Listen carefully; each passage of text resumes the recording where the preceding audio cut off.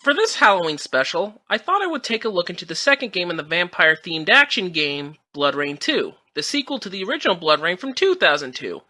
The game is reviewed for the Microsoft Xbox and PC via Steam. It is also available for the PlayStation 2. The story of the game follows anti-heroine Rayne, a dhampir or half-vampire woman on the hunt for her pure vampire father, Kagan, seeking to kill him for revenge on forcing himself on her mother and later killing the rest of her family. Sometimes after the events of the first game, which was set somewhere close to World War II, Rayne finally finds him, only for an ally of hers to be captured and sacrificing himself to let Rayne escape and assumedly kill Kagan. Time skip to a more modern era, Rayne is still on the hunt for a vampire quote-unquote family. This time with a human ally named Severin, and Rayne must do whatever it takes to find her vampire quote-unquote family, be it infiltrate parties a la James Bond or fight chaos in the streets of unnamed city to find them, even if it's the start of the apocalypse. For a gothic vampire style, the game's story entertains enough going through each level, so no complaints here. Still a horror-themed action game, BloodRayne 2 improves on some things over the first game. One major aspect is the melee combat, where the first one, it was a shoulder button or mouse button to use your blade alongside different directions of either the analog stick or the keys depending on what you played it on. This one now uses face buttons for melee attacks, such as her tonfa-like arm blades, a kick button, her harpoon, and of course, feeding. Which is not only used for standard guzzling up of blood for health, but can be used as a grapple to start some gruesome kills that help fill up Rayne's rage power. Just make sure the enemy doesn't have any melee attacks, and there you gotta be smart. This was a change for the better, as the melee combat now doesn't feel as stiff while sticking to its over-the-top gore-fest nature. Pair that up with some of Rayne's vampire superpowers such as Aura Vision, Ghost Feeding, Speed Up Slow Time, and Blood Rage, and that's where Rayne's attack and defenses temporarily upgrade. And oh boy, you will need this one in later stages. But speaking of the controls, the PC version of the game is unfortunately disappointing. Mainly with the default controls on the mouse and keyboard feeling a bit uncomfortable in the change of combat focus. While it wasn't great for the first game either, the controls were at least passable enough to get me through the game with them. Here in BloodRayne 2, it's not the case, as the combat really needed a joypad, or in modern times, something like an Xbox 360 controller. But given the game's release before the 360 launch, a mod is required for such a feature, and I'll speak of that later in the review. An aspect that did change for the worse, though, were the guns. The first game had a wide variety of weapons that you could use, felt effective enough for the most part, and coupled with your slow-mo powers, felt like something from a classic John Woo movie, only involving an attractive half-vampire and Nazis rather than the Hong Kong triads and police. Here, it's dulled down a little bit due to the fact that they're magical pistols that are powered by blood that can either drain Rayne's health or be reloaded by the enemy's blood. And besides maybe for tactical reasons like blowing up an oil tank besides an enemy, they're just not worth using that much until you can get missile and flame upgrades for later in the game. And when you have the option to go back and explore previous levels, then there's a little fun in shooting a freaking rocket from two pistols loaded with blood, ridiculous as it sounds. But even still, compared to the use of guns in other hack-and-slash action games like Devil May Cry and Bayonetta, it's still pretty bad in comparison. However, there are levels with options to use minigun station, which can be useful and make you feel like Sly Stallone in Rambo 4, but like with the missiles, it's still not enough to save the mechanic. What also improved were the visuals, as the characters now look a little more detailed than the first, even to the most fan-servicey features.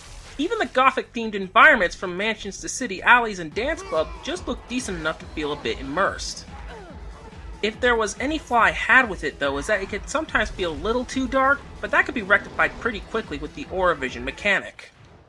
In where not only Rayne's vision brightens up, it also points to the next objective should you feel lost. Looks simple, but it's effective. Some of the voice acting is also a bit of an improvement as well, but it's slightly mixed. Laura Bailey's performance as Rayne is far better compared to the first game. The voice of Rayne's vampire father Kagan sounds perfectly intimidating.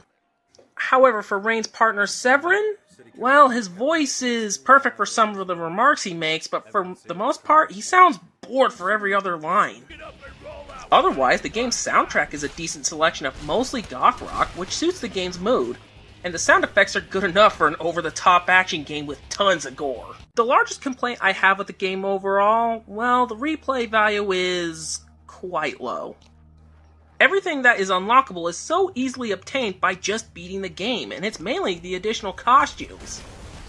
So if you're interested, you can revisit the levels with Rayne and other costumes, some that are even more scantily clad than what Rayne wore by default, while others are simple recolors of her dress.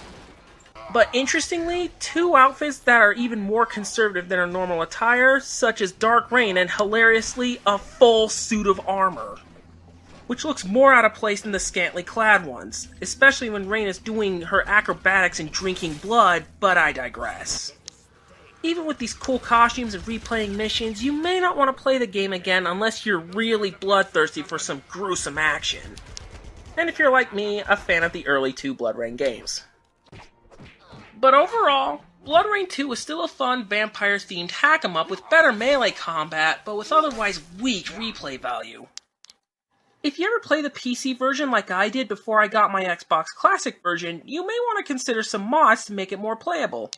Like one where you can replay the game with an Xbox 360 controller, which helps improve the playability and is already set up similar to the Xbox Classic version. Just gotta get used to having pad numbers on the screen, but to be fair, playing the Xbox version on an Xbox One also has you getting used to the fact that the black and white buttons are now on the shoulder buttons. In 2020, Ziggurat Interactive would buy the BloodRayne IP from the long-dead Majesco, and their first action was to allow Terminal Reality to remaster the PC version of the original two games, both with the title The Terminal Cut. And like I said in my main review, the original PC version of BloodRayne 2 was kinda rough.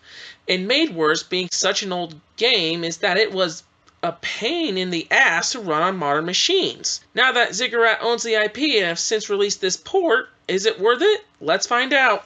The main thing of note, at least for me, is that there is finally official support to play with Xbox 360 and Xbox One controllers, maybe Series controllers, but I cannot confirm. And this gameplay here is me using a cheap third-party Xbox One controller, and it works pretty damn well, as it feels like I'm playing the Xbox One backwards compatible version. One thing that does suck though is that Terminal Reality hasn't appeared to take the time to update the button prompts in the tutorial, reading it as if an Xbox controller is in.